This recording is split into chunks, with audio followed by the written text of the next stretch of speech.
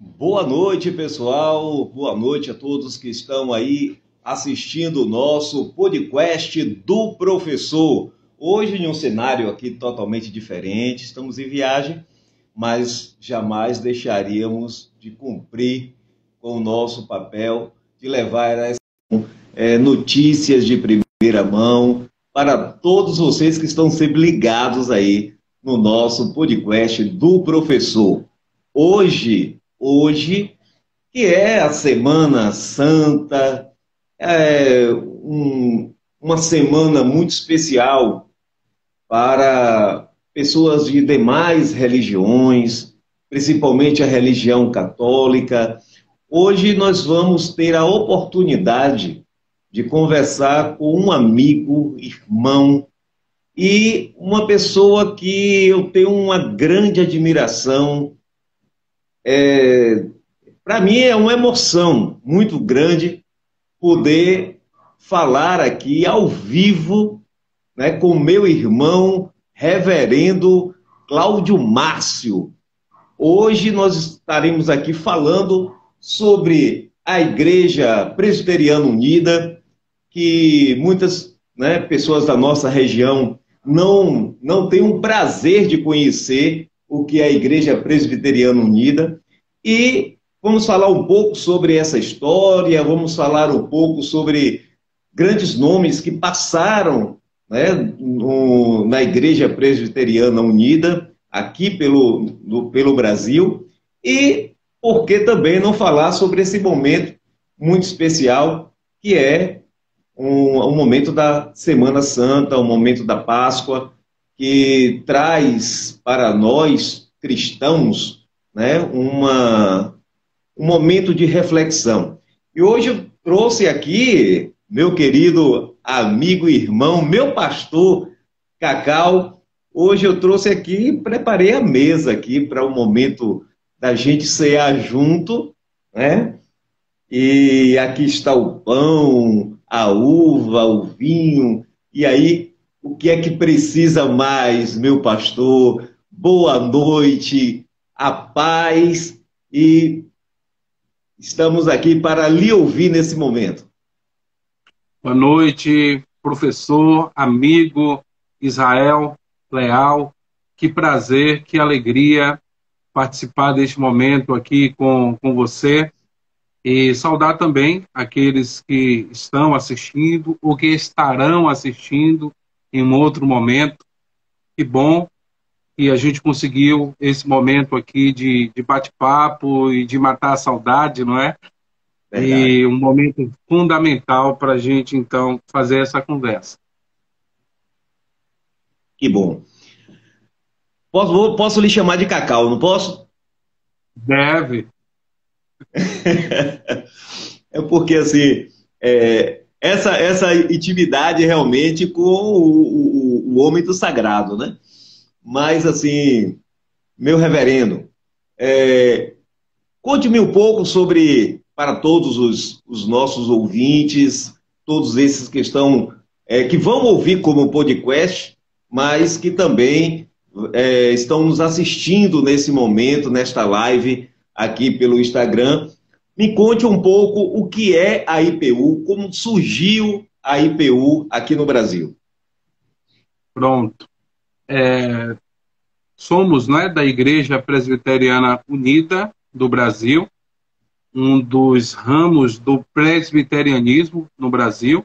Existe a IPB, Igreja Presbiteriana do Brasil, a IPI, Igreja Presbiteriana Independente. Existem outras, mas eu faço parte da Igreja Presbiteriana Unida, que nasce no contexto ainda de ditadura militar no nosso Brasil, ditadura também religiosa, não é? Dentro dos espaços da IPB, e surge como uma oportunidade de uma comunidade também reformada, mas que não abre mão, por exemplo, da dimensão ecumênica, não é?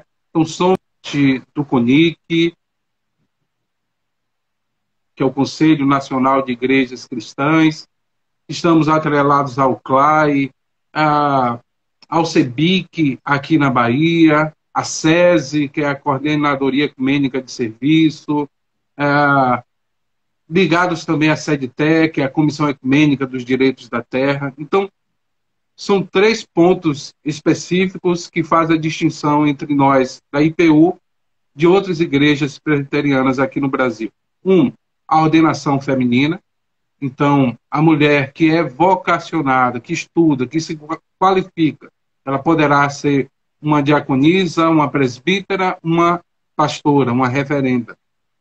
Também a ideia da igreja ecumênica, do diálogo ecumênico e aberto também ao diálogo interreligioso. Então, nossa proposta não é de competição, não é de demonização, mas muito mais de parceria, de diálogo, de respeito.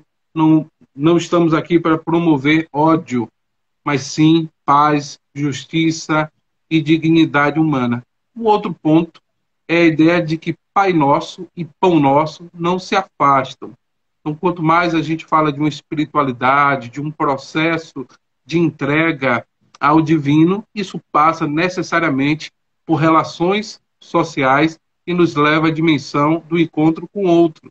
Então, por isso a necessidade da empatia, da alteridade, por isso a necessidade de juntar com a nossa oração, com a nossa prece, também a nossa luta para garantir os direitos humanos aos humanos que são tão diversos. Então, esse é um pouco do surgimento da Igreja Presbiteriana Unida, não é? 78, não é uma igreja tão velha, comparada com outros, com a IPB ou com a IPI, que já são centenárias, mas não abrimos mão também de todo um processo lá que começa com o movimento de Jesus de Nazaré, e aí num grande salto histórico, reforma protestante no século XVI, até essa igreja chegar no Brasil. E, bom, a Igreja Presbiteriana Unida, ela tem uma relação, né, ecumênica, claro, com as demais igrejas, né, como a Igreja Católica, como a Igreja Anglicana. Essa semana você recebeu aí, né, o reverendo Adriano, e a vontade de estar em Muritiba foi tão grande, né, de poder compartilhar nesse momento, né, em ver, né, o reverendo Adriano, né, reverendo da Igreja Anglicana no Brasil, e ao mesmo tempo estar, né, na comunidade da IPU, perto de você, e vi que realmente foi um momento muito, muito ímpar, né, para a Igreja Presbiteriana de Muritiba. Como é que se dá essa questão? Porque quando se fala em ecumenismo, né, soa em um medo em muitas religiões, né? E tem aquelas outras que são mais apocalípticas, né, que utiliza a questão do ecumenismo como algo do fim do mundo, né? Que é um momento apocalíptico, é um momento da besta fera. Como é que se dá essa questão do ecumenismo? Por que nós somos ecumênicos, né? A ideia do ecumenismo tem muito a ver com a ideia do oikos, oikomene, casa, todos sobre o mesmo teto, né? Debaixo do mesmo teto.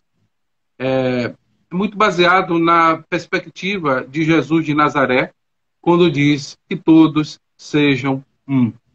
Quer dizer, é uma unidade na diversidade. Então, muitas pessoas, por falta de conhecimento, alguns até, eu diria, por uma certa maldade mesmo, fazem deturpações dessa ideia, né? Nunca leram nada, nunca tiveram experiência de troca, de saberes. Por quê?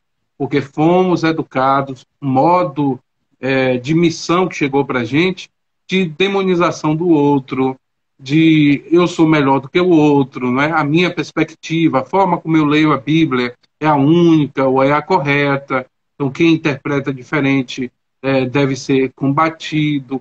Muito em ideia de controle, não é? De corpos, de mentes. Então, na verdade, a experiência ecumênica, para mim, ela se deu quando eu chego na Igreja Presbiteriana Unida do Brasil, não é?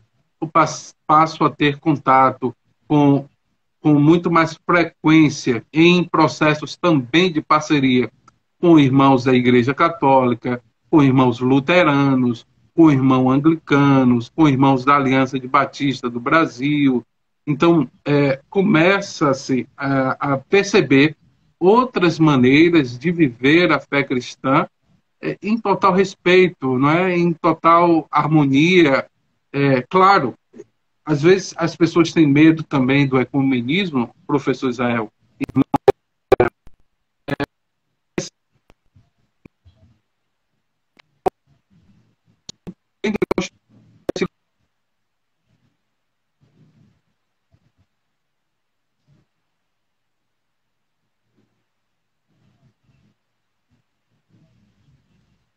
De ser da IPU e passarei a ser do outro grupo eclesiástico. De maneira nenhuma.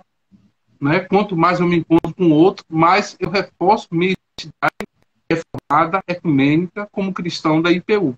Agora, se a experiência luterana, se a experiência católica, se a experiência tem também algo importante demais que pode fortalecer minha caminhada, minha espiritualidade, minha forma de ver e agir no mundo, por que não, meus irmãos e minhas irmãs? Que arrogância é essa que tantos têm de achar que apenas o seu grupo, a sua forma, é a correta, não é? Narciso continua dando feio aquilo que não é espelho, não é? Verdade. Percebemos, na verdade, também uma outra situação, essa questão do medo, né? Talvez essa seja um dos pensamentos primais das religiões, aquilo que você terminou de falar. Conhecer o outro pode fazer com que meu membro, né, se apaixone pelo diferente e me deixe, né? E vai viver um outro segmento, uma outra realidade que é diferente da minha. Então, normalmente, o que é que acontece? Coloca-se o medo, né? E, inclusive, é muito fácil de se ouvir, né, nas religiões mais neopentecostais, a questão de se você sair daqui, você vai debaixo de maldição. É algo que sempre a gente ouve, né, nessa perspectiva de conhecer o outro. Então, assim, o ecumenismo se torna, na verdade, o inimigo, né, da igreja, porque se o outro gostar da outra forma de adoração, de culto, isso daí vai fazer com que eu perca números de pessoas. E quando, na verdade, o outro tem tanto a nos ensinar, né? O outro tem tanto a nos mostrar, talvez a perspectiva da visão, né, da adoração do outro, seja aquilo que eu sempre pensei, e que a igreja que eu faço parte não tem esse mesmo pensamento. Eu, com toda certeza, falo isso para todo mundo. Eu me encontrei, né, de corpo, alma e espírito, se assim alguns que são tricotomistas falam, né? Eu me encontrei na IPU. E eu falo mais, me encontrei na IPU de Muritiba, que é, na verdade, ali sim me encontrei com pessoas, me encontrei com uma forma, me encontrei com aquilo que eu aprendo. O engraçado de tudo é que nós estudamos juntos no mesmo seminário, né? Conhecemos esse pensamento teológico juntos, tivemos a oportunidade de conhecer um dos maiores ícones da Presbiteriana Unida do Brasil, que é o reverendo João Dias, que eu sei que para você também é um grande ícone, né? Foi quem lhe mostrou e vislumbrou este caminho. E tudo isso aí nos fez ter uma nova visão, uma nova perspectiva. E eu queria que você falasse um pouco sobre isso, né? Você, assim como também eu fui, éramos batistas e depois nos encontramos através desta visão, desse pensamento do reverendo João Dias, a gente se encontrou. E aí a gente não larga mais, né, as mãos da Igreja Presbiteriana Unida dentro dessa visão que a gente aprendeu com o reverendo João Dias. Perfeito, perfeito. Fomos colegas, não é? Fui tantas vezes acolhido, não é? Com tanta amorosidade em sua casa, e ali a gente estudava, a gente sorria, a gente escutava nosso reggae do Recôncavo, que é sempre de lei. Verdade. E é importante, eu quero trazer aqui o Desmond Tutu, um líder sul-africano, quando diz Deus não é cristão. Então, há também uma confusão, muitas vezes, feita, professor Israel, no sentido, as pessoas confundem ecumenismo com diálogo interreligioso. Proposta ecumênica se dá no campo das igrejas cristãs. A gente está falando de cristianismos, né? Seja ele católico ou protestante. A ideia do diálogo interreligioso, que é fundamental também, que não abrimos mão de dialogar com aquele que é diferente, que professa outra maneira de viver a sua fé, a sua espiritualidade, e a gente não demonizar, e a gente não incentivar líderes irresponsáveis que querem, por exemplo, queimar terreiros, não é? Invadir terreiros. Isso é um absurdo, um crime, e não tem como aceitar esse tipo de postura. Então, são dois movimentos: ecumenismo entre os cristianismos e diálogo interreligioso também com aquele que professa uma fé não cristã.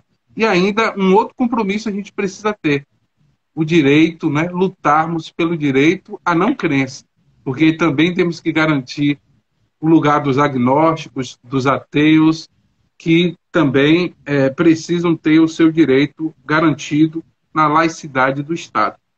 Mas, falando da relação entre igreja e sociedade, trazendo aí à memória o saudoso reverendo João Dias de Araújo, e também em diálogo com o ecumenismo, as pessoas têm uma percepção equivocada e por isso alguns líderes dizem: olha, se você sair da minha comunidade, que é deles na verdade, né? Da minha comunidade, você vai estar sob uma maldição. São pessoas que tentam aprisionar uma ideia do sagrado, do divino, ao templo, como se Deus estivesse preso dentro dos templos, né? Ou Deus fosse batista, ou presbiteriano, ou luterano, ou católico. Desmond Tutu nos adverte: Deus não é cristão. Quer dizer, essa realidade que chamamos de Deus, muito maior, muito mais ampla, mais diversa, é aquele que nos acolhe com amorosidade, que nos coloca no seu colo, que caminha o nosso caminho, que conhece a nossa dor, que chora o nosso choro, que reinventa a nossa vida, nos dando sempre condições de esperançar. Então, foi com João Dias, mas também com os evangelhos, não é? Que aprendemos, foi com Richard Scholl, que aprendemos uma relação entre igreja e sociedade. Ou seja, o Deus do templo é o mesmo do cotidiano. A experiência do reino de Deus não se limita ao espaço eclesiástico. A gente num partido político, a gente em um sindicato, em um movimento social, em uma organização social, a gente pode estar ali também promovendo o reino de Deus, que aqui estou chamando de justiça e dignidade humana. Bem-aventurado aquelas que têm fome e sede de justiça. Nesses tempos de ódio, professor Israel, a palavra do Senhor se torna necessária. Bem-aventurados são os pacificadores. Então, promover a paz, promover a dignidade humana. Aprendemos, então, com João Dias, com o professor Marcos Monteiro, com o professor Jorge Neri, com Eliabe, não é? Com tantos professores ali no Seminário Teológico Batista do Nordeste, em Feira de Santana, aqui na Bahia, essa relação entre igreja e sociedade. E uma fé madura é isso, não é? Lembra do apóstolo Paulo? Quando eu era menino, pensava como menino, raciocinava como menino, agia como menino. Quando passo a ser adulto, homem, abandono aquela perspectiva, aquele olhar, e passo a ter uma outra postura na vida. E é nesse sentido que acreditamos na defesa da vida, seja dentro de um espaço eclesiástico ou na escola, no movimento social. Nosso compromisso é com a justiça e com a dignidade humana. Não basta apenas sentir o amor de Deus no coração e ter uma vida apática, não é? Não comprometida com o mutirão da dignidade humana. Até porque João Dias nos desafiou, não é? Que estou fazendo se sou cristão?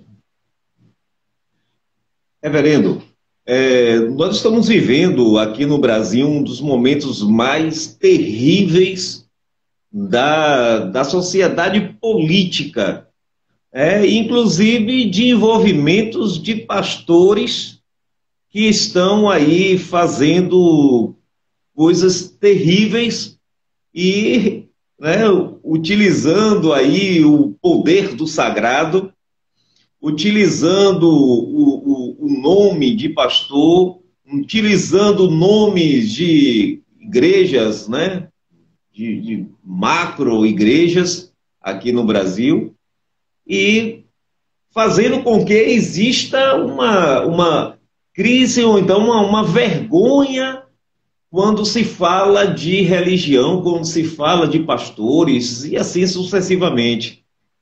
Como é que você tem visto essas notícias que tanto envergonham o povo brasileiro, principalmente aqueles que verdadeiramente levantam a bandeira, do Cristo de Deus, da forma como a gente pensa, o Cristo que se torna homem, ser humano, habita entre nós, está aí para dividir, aqueles o pouco que tem com aquele que nada tem. E a gente percebe essa ganância, de pessoas sem nenhum tipo de índole e que utilizam o nome de Deus para isso. Com muita tristeza, com muita vergonha, que a gente percebe esses lobos, esses mercenários da fé, esses que ficam instrumentalizando, a fé cristã, a leitura da Bíblia, para controlar, para dominar, para fazer da igreja um grande curral eleitoral, transformando, então, não mais aquela ideia do voto de cabresto, mas do voto de cajado.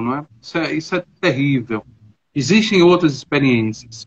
E a gente não pode esquecer, como sugere o sociólogo Pierre Bourdieu, do campo que é sempre um campo de disputa. Então, nesse sentido, temos que encontrar formas de articular melhor as vozes do campo ecumênico progressista. Existem, em vários lugares, homens e mulheres que estão comprometidos com a justiça, com a dignidade humana, com o direito à diversidade, que estão na escola, na universidade, no chão da fábrica, nas praças da cidade, ali promovendo aquilo que compreendemos com a narrativa de João Dias, quando diz não só a alma do mal salvar, mas também o corpo ressuscitar. Domingo foi domingo de Ramos. E, infelizmente, essas pessoas ou esquecem ou escolhem o lugar, digamos assim, de Jesus, recebendo toda a honra, toda a glória. Quando, na verdade, todo cristão é chamado para ser aquele jumentinho, digamos assim, carregar o Cristo. Somos apenas o instrumento, o veículo. Essas pessoas, Israel, querem ser servidas, querem tudo de bom e do melhor, com a leitura equivocada de uma teologia da prosperidade. E se esquece, o Filho do Homem não veio para ser servido e sim para servir. Essa espiritualidade que a gente acredita, da resistência, da contra-hegemonia, do contraponto. Somos chamados para servir, somos chamados para oferecer nosso talento, nossa inteligência, nossas capacidades a serviço do ser humano, não humano apenas e exclusivamente da comunidade de fé, de um espaço eclesiástico. O humano na sua diversidade, antropologicamente falando, não é? Ele que é diverso, que é plural e que revela tanta coisa a todos nós. Então, o contraponto que eu quero fazer a esses coronéis da fé é que nós, ecumênicos, progressistas, temos que assumir o lugar de disputa, seja no rádio, nas redes sociais, nas oportunidades que a gente tem, não é, de fazer uma reflexão, de fazer sempre um contraponto. Esses e essas não nos representam. E por isso, no Domingo de Ramos, aprendemos a espiritualidade da humildade, do se colocar à disposição, para que vejam as nossas boas obras, como diz o Evangelho de Mateus, e glorifiquem o Pai que está nos céus. Então, a honra e o louvor nunca pode ser para a gente, mas sim um exercício de servir aquele que está perto, que está próximo, aquele que eu conheço ou que é um desconhecido, mas que pode, através da minha voz, das minhas mãos, receber um pouco disso que chamamos de afetividade ou da amorosidade de Deus. É isso mesmo.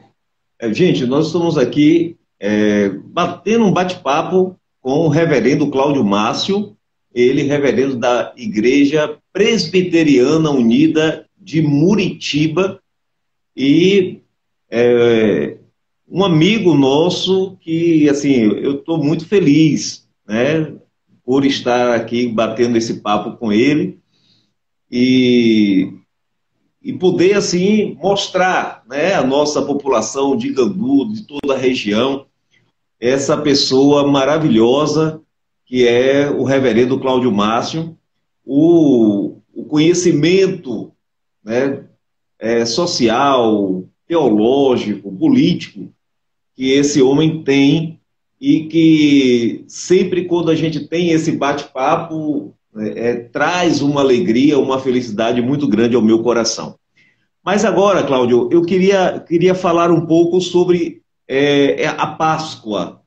Qual é a percepção teológica da Páscoa para os presbiterianos? Qual é a importância desse momento, principalmente para a IPU, já que, além de presbiteriano, tem esse diálogo, não vou dizer diálogo, mas existe, na verdade, essa oicomene, né, com as demais igrejas, religiões que segue essa forma de utilizar, né, da mesma linha da Igreja Católica e das igrejas mais tradicionais.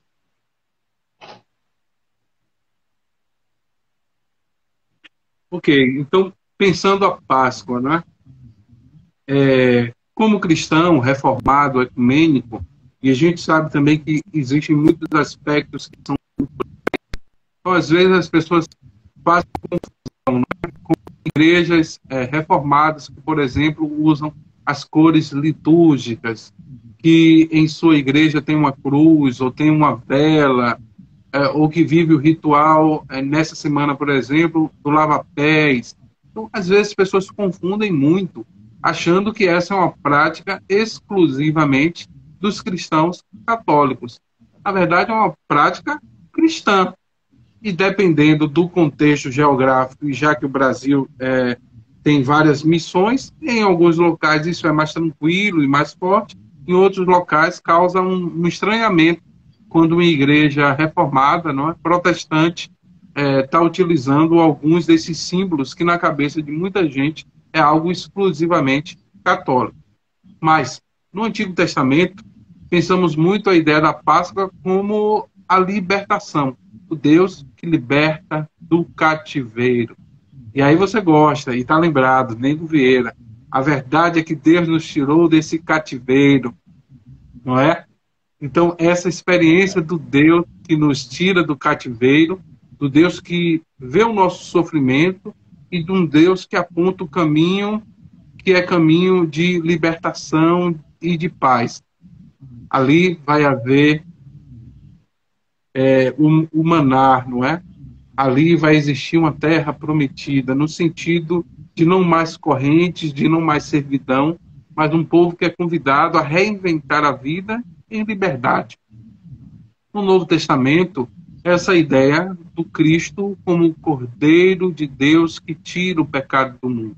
É evidente que existe aí uma leitura, digamos assim, mais teológica e quase que espiritualizando o processo. Então, o Cristo morre para salvar o ser humano dos seus pecados e da condenação e trazer a vida eterna. Ok. Um outro processo e outra forma de a gente enxergar também essa semana da paixão de Cristo, da grande semana santa, é perceber também como o projeto político, religioso, econômico, atrelado a controle e a poder, silenciam ou tentaram silenciar o Messias, o enviado, o Filho de Deus, e isso leva ele, digamos assim, até o Calvário e até a cruz. Mas para nós, a fé cristã não se encerra, não é, ou não se limita à dor e o sofrimento. Sabemos o final dessa história pela dimensão da fé, e para nós cristãos, Páscoa é ressurreição, é nova vida, é a última palavra que vence a morte, é a vida, é a esperança, é a recriação, é o florescer, é o esperançar, é o frutificar. E como essas palavras, professor Israel, são necessárias em nossos dias, ainda, ou saindo de uma pandemia, com mais de 600 mil vidas ceifadas, com tanta gente que negou a vacina no braço e a comida no prato, estamos aqui para falar que a fé não imuniza. Por isso a necessidade, não é, de garantir a vacina. Quando oramos pedindo a Deus saúde e salvação, a ciência é um desses locais também, não é? Onde, através do conhecimento, as pessoas lutam para oferecer para a gente a saúde necessária. Então, a palavra de ordem nessa Páscoa é justamente a gente despertar sonhos, nossas utopias, nossa vontade de novo de sonhar e de fazer algo novo e de fazer algo acontecer. Não é sonhar no sentido de ficar parado, né? Como diz o velho Raul, com a boca escancarada, cheia de dentes, esperando a morte chegar. É Páscoa e é recriação, no sentido também agora de Raul, da metamorfose, né? De passar pela transformação. A borboleta vive os processos, né, para depois chegar no voo. É Páscoa no sentido do velho Raul, quando diz, tente outra vez. Não é? Tente outra vez. A água viva ainda está na fonte. Você tem 2 pés para cruzar a ponte. Então, é essa dimensão que é fundamental na Páscoa de todos nós, individualmente ou coletivamente, resgatar a utopia no sentido do sonho que move a cabeça e os passos, mas o compromisso de caminhar de maneira comprometida sempre com a defesa de toda a vida que é ameaçada. Reverendo, uma outra situação que eu gostaria até de compartilhar e ouvir sua opinião é sobre nós estamos vivendo um momento em que aqueles que deveriam cuidar do povo, né, aqueles que deveriam pelo menos amenizar o sofrimento do povo, são aqueles que estão tirando a vida, estão sequestrando praticamente o pão. E como nós estamos falando aqui sobre renascer, ressurgir, como é que você consegue perceber um presidente que não tem nenhum tipo de empatia, principalmente quando se fala do povo pobre, o povo humilde, daqueles que estão sem o pão, e era um que também não queria nem trazer a vacina, porque a morte para o pobre seria uma vitória para diminuir a pobreza do Brasil, não dando alimento, não elevando a forma, né, de que ele possa ter condições, mas, pelo contrário, tirando a vida, levando a morte, retirando o alimento, elevando a carestia do alimento, e achar que tudo isso é normal, que tudo isso é natural, e não fazer absolutamente nada, né, para tentar amenizar essa situação. E aí, quando chega próximo a uma eleição, aí ele começa a querer fazer algumas coisas e termina colocando os pés pelas mãos, mas, de fato e de direito, nada chega, né, às mãos, à mesa daqueles que tanto precisam. A posição que eu vou colocar aqui, vou só reforçar que ela é minha. Não é a posição da comunidade Igreja Presbiteriana Unida de Muritiba, tá? Ela é minha. Lá nas minhas redes, digamos assim, sociais, eu sou livre para expor o que penso, o que acredito.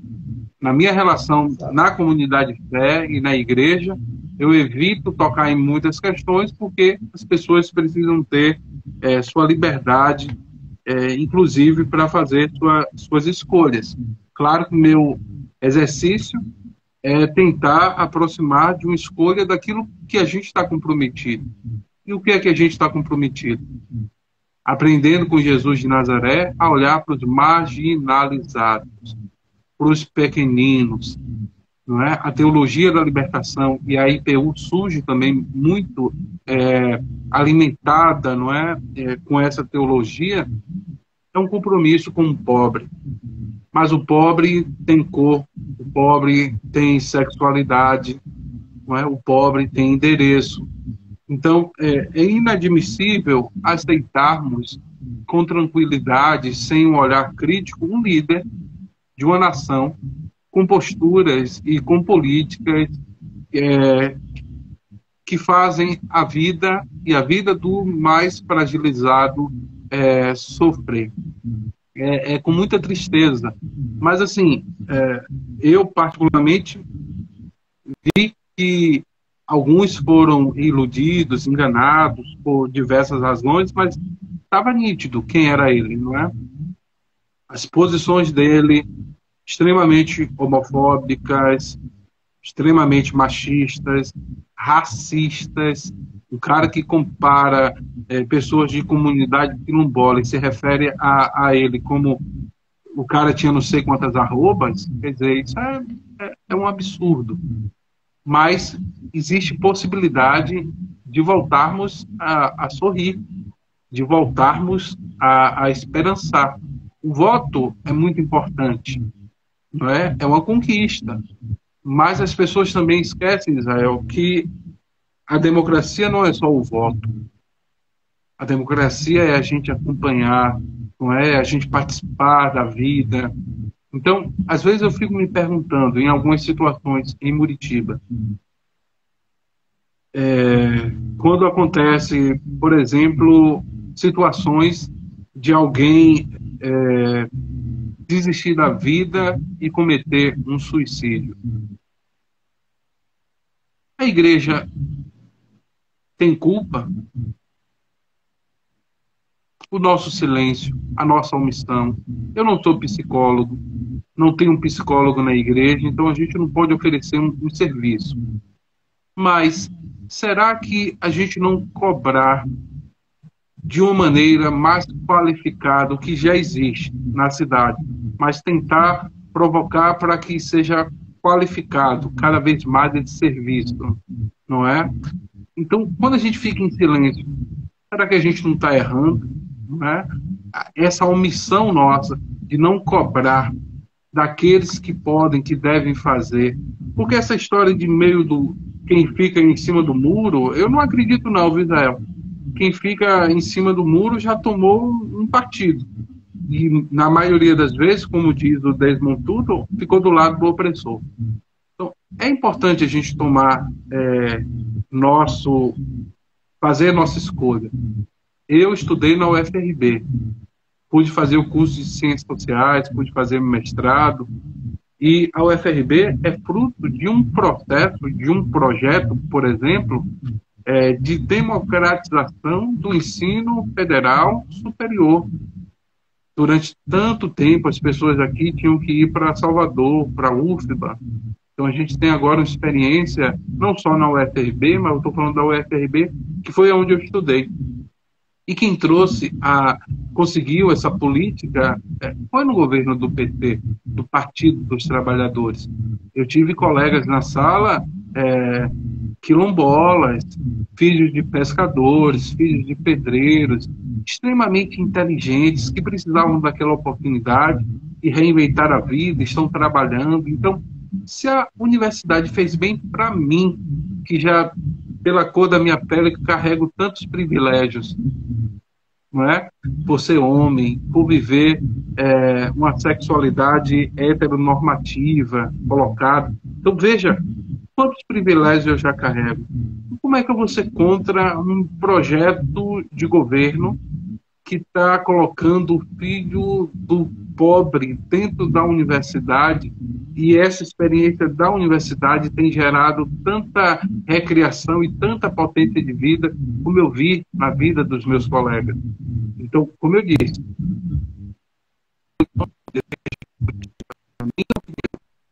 eu em que essa eleição? Lula, presidente. Bom, Mestre Cacau, hoje, né, nessa quinta-feira, né, nós estamos aqui na cidade de Santo Antônio de Jesus.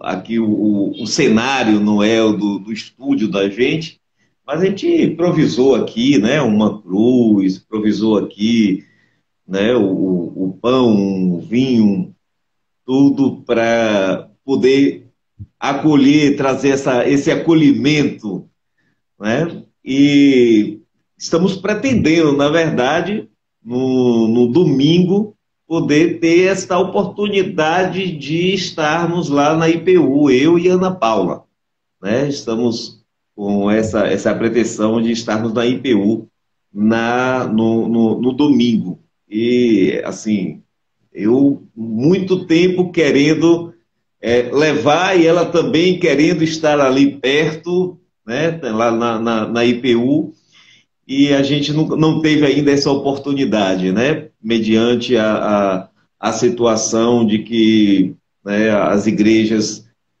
não estavam abertas ali para termos esse culto presencial. Boa parte dos cultos, né, estava sendo online, e a gente participava, né, até muitas vezes, dos trabalhos online.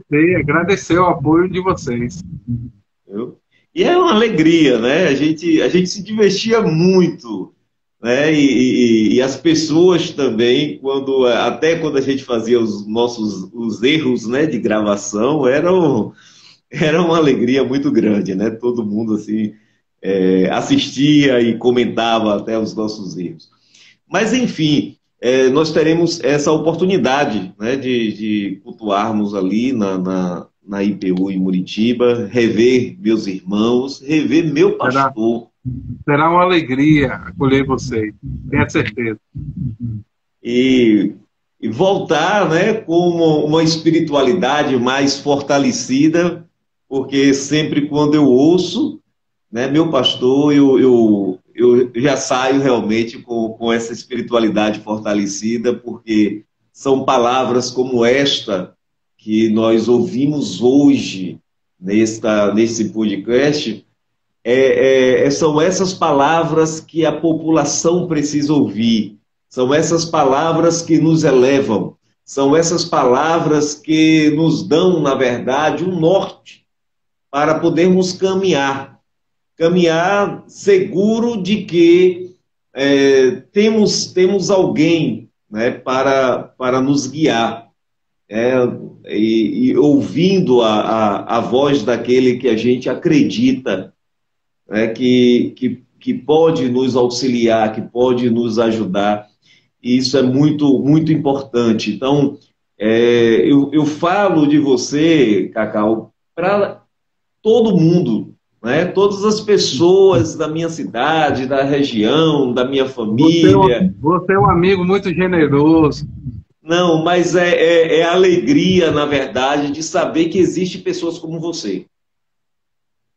Na verdade, a religião hoje precisa de pessoas como você, de pessoas que tenham o conhecimento que você tem, que tenha a leveza na palavra que você tem e que seja tão profundo quanto você é.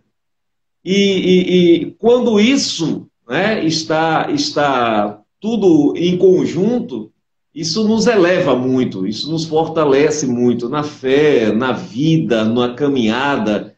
Então, eu só tenho, na verdade, a agradecer a você, né, por participar desse podcast, por poder levar o nome da IPU para tantas pessoas. Eu sei que hoje talvez o número de pessoas ao vivo não está, mas isso vai estar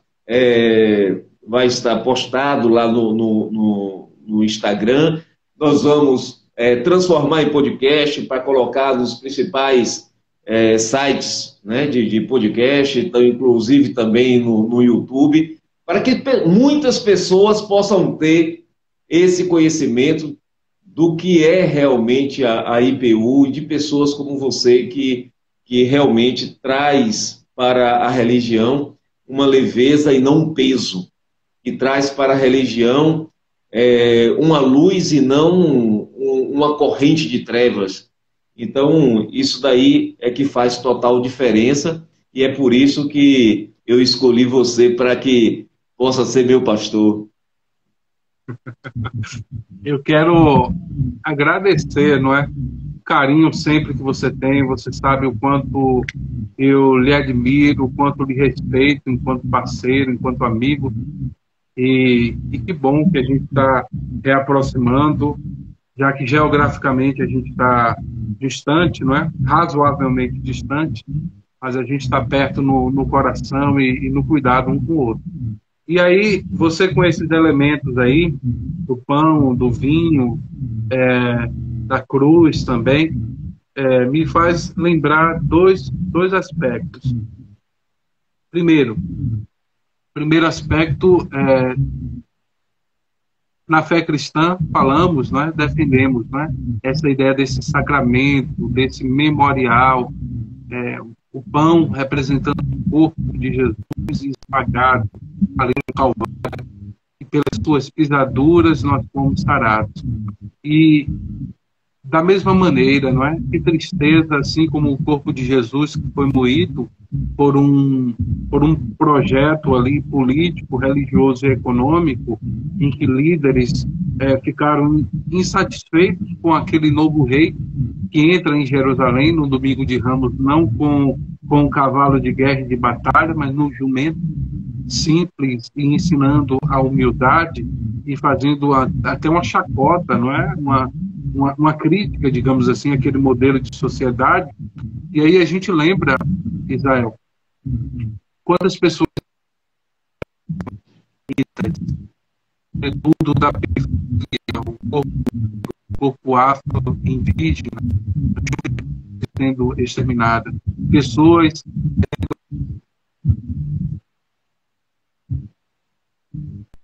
diferentes da heteronormativa, não é? Então, isso traz uma tristeza, sem dúvida alguma.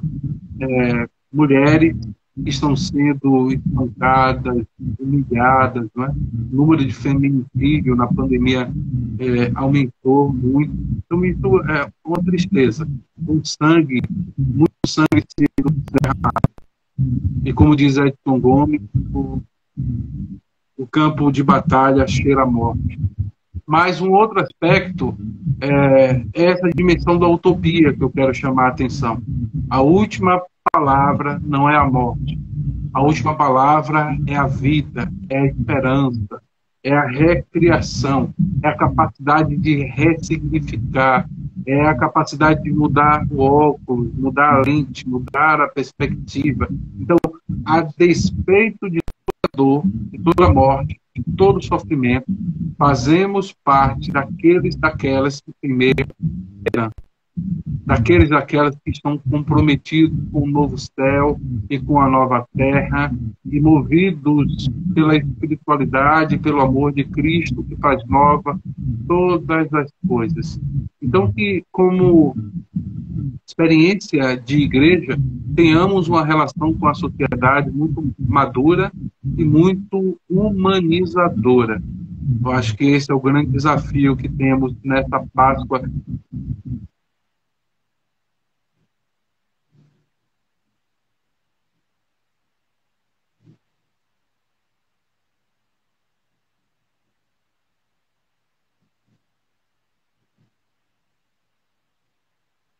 Acho que tivemos aqui uma...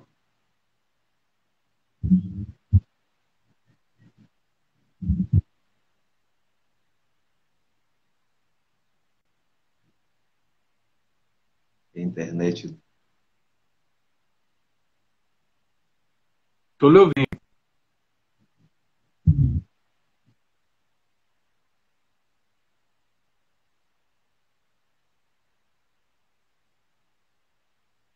Pronto, meu mestre. Acho que a internet deu um probleminha aí, a gente não conseguiu lhe ouvir já no final. Mas desde já eu lhe agradeço, né? Agradeço de coração pela sua participação.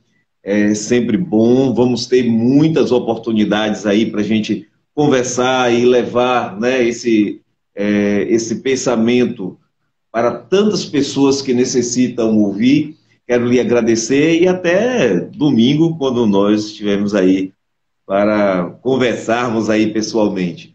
Grande abraço também a Jússi, né, a toda a família IPU, né, que Deus continue abençoando a cada um de vocês e também a todos os nossos ouvintes, todos vocês que estão aí ligados no nosso podcast do Professor.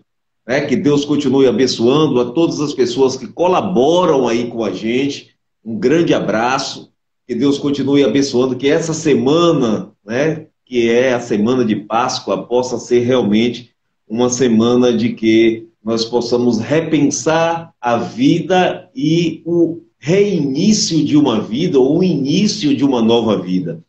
Que tudo isso possa nos trazer a lume o pensamento de que Deus é aquele que reescreve a nossa história. Um grande abraço, que Deus abençoe a todos e até a próxima terça-feira com Eliene Santiago falando sobre autismo. Você não pode perder. Professora Eliene Santiago vai estar falando sobre autismo e que é uma das situações também, Cacau, que existe uma exclusão muito grande e a gente vai estar levando a esse pensamento também, esse conhecimento a tantas pessoas que realmente precisam. Então, até lá, um grande abraço, Deus abençoe e uma boa noite para todos. Obrigado, Israel. Abraço, Ana Paula. Tamo junto. Pronto.